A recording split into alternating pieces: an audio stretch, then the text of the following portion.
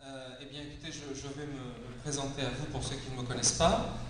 Mon nom est Édouard Mayoral et je suis élu à l'Assemblée des Français de l'étranger. Alors, l'Assemblée des Français de l'étranger existe depuis les lendemains de la Deuxième Guerre mondiale et elle a pour mission de recevoir et de faire entendre la voix des Français expatriés. Nous sommes 155 élus et nous sommes élus par les Français qui sont inscrits dans les différents consulats à travers le monde. Et l'objectif, c'est donc de porter à Paris les difficultés, les problèmes, la voix des Français expatriés. Et nous sommes complémentaires donc des diplomates français qui, eux, ont pour mission, comme vous le savez, de représenter l'État français dans les différentes ambassades, dans les différents consulats. Et en fait, nous, élus, nous sommes parfois une voie de recours quand il y a une difficulté administrative, que ce soit directement avec la France ou justement dans les fameux consulats et ambassades dont je viens de parler à l'instant. Alors, très pratiquement et très concrètement, nous siégeons aux commissions des bourses scolaires, par exemple, qui concernent, faut-il le dire, les établissements français et les familles françaises expatriées, mais aussi, par exemple, la commission d'aide sociale, parce qu'il y a aussi des Français emprisonnés à l'étranger, il y a aussi des Français sans domicile fixe, etc. etc. Et la zone que je représente, c'est l'ouest des États-Unis, c'est-à-dire les circonscriptions consulaires de Los Angeles et de San Francisco. Ce qui fait que je voyage et je travaille avec les consulats de ces deux villes.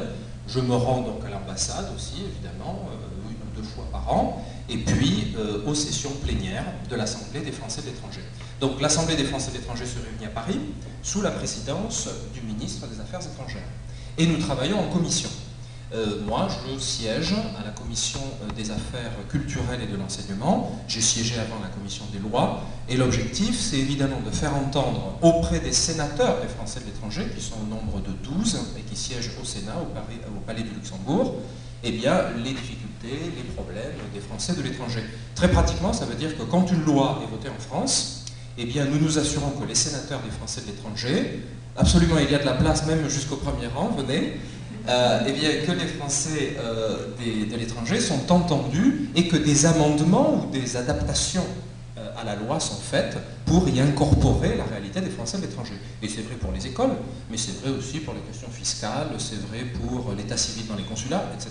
etc. Et d'ailleurs, un des grands débats qui nous occupe à l'heure où je vous parle, c'est la création de députés des Français de l'étranger, puisque, comme je viens de le dire, nous avons des sénateurs, mais pas de députés. Et faut-il le dire, vous le savez, dans le système français, c'est l'Assemblée nationale qui a le dernier mot, la dernière navette parlementaire pour faire la décision, et non pas le Sénat, d'où l'importance.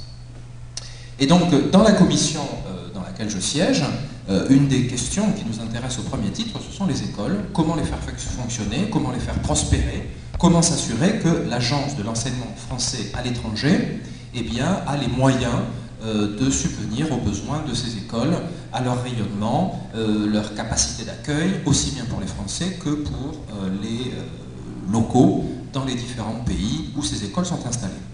Alors, la commission dans laquelle je travaille s'occupe de toute l'action extérieure culturelle de la France et l'enveloppe qui est fixée pour cette action extérieure de la France en matière culturelle est fixée évidemment par ce que l'on appelle de façon barbare la LOLF, c'est-à-dire la loi de finances pour ces questions. Alors, le ministère des Affaires étrangères a une voix prépondérante dans l'Agence de l'enseignement français en particulier, mais aussi sur les questions de l'audiovisuel. Alors, vous avez tous entendu parler de TV5, j'imagine que vous regardez TV5 avec avidité, bien sûr, Radio France Internationale, autant de questions qui relèvent donc de cette action extérieure de la France en matière culturelle. Il y a, il faut le dire, si vous ne le savez pas, une diplomatie culturelle française extrêmement active, et c'est peut-être le pays, alors évidemment ça fait un petit peu cocorico, mais c'est peut-être le pays qui s'intéresse à l'action culturelle par excellence. Je vois que la foule se précipite, je ne sais pas où on va vous asseoir, continuez à descendre, il y a de la place. Alors, la diplomatie culturelle, c'est quoi? C'est le fait non seulement d'avoir des écoles, mais des instituts culturels, mais une véritable présence culturelle. Et vous le savez, la France se définit en matière d'affaires étrangères par la langue, notamment, à tel point qu'un des instruments de la diplomatie française, c'est la francophonie. La francophonie qui correspond un petit peu au Commonwealth britannique, mais qui, comme vous voyez, ne serait-ce que par les termes employés, ne met pas l'accent sur les mêmes éléments. le Commonwealth, comme son nom l'indique. Il s'agit pour les Britanniques et leurs anciennes colonies de créer une solidarité économique, une solidarité de diffusion des bienfaits économiques, alors que la francophonie, comme son nom l'indique, met l'accent sur la langue. Alors, les éléments de cet audiovisuel culturel français, c'est France 24, c'est TV5, et France 24 vient d'être créé. Or, il y a un gros débat budgétaire, justement, sur les attributions de France 24, de TV5. Est-ce que l'un doit chapeauter l'autre? Vous savez sûrement que TV5 est un élément de rayonnement francophone, aussi bien français que canadien que belge, et comment cette articulation peut se faire entre les différents partenaires. C'est donc un enjeu majeur. En matière d'enseignement, maintenant, et venons au cœur de notre affaire, il y a plusieurs opérateurs. L'Agence de l'enseignement français à l'étranger, dont j'ai parlé à l'instant, qui en fait dépend du ministère des Affaires étrangères, mais qui évidemment travaille en étroite collaboration avec le ministère de l'Éducation nationale pour la certification non seulement des diplômes, mais des personnels, et aussi une autre institution qui s'appelle la MLF, la Mission laïque française, qui est une vieille institution qui s'occupe essentiellement aujourd'hui, mais pas seulement, d'écoles d'entreprise. Michelin ou Elf ou Total créent une usine quelque part, les ingénieurs viennent avec leurs enfants, il n'y a pas d'école de l'Agence de l'enseignement français à l'étranger proche des installations, que ce soit des plateformes de forage ou des usines, et on crée ce que l'on appelle une école d'entreprise. La MLF s'était spécialisée dans ce créneau, même si son rayonnement maintenant est beaucoup plus large, très implanté par exemple au Liban, à Beyrouth.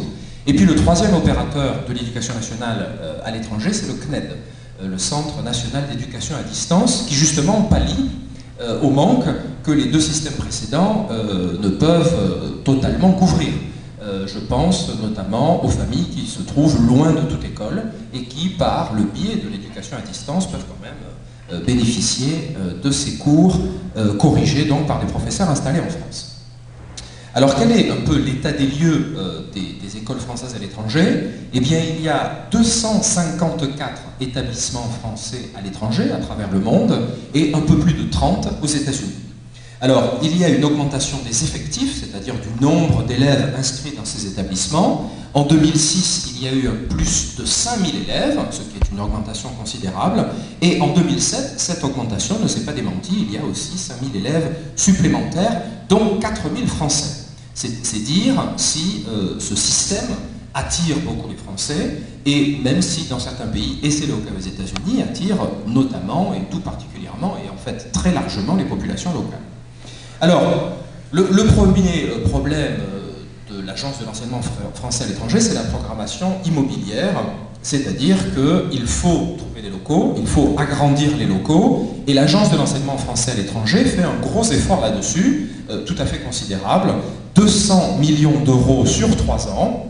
L'idéal, pense-t-on, avec les dernières estimations, ce serait 240 millions d'euros, mais l'agence donc fait un effort, même s'il n'est pas complètement suffisant, comme vous voyez.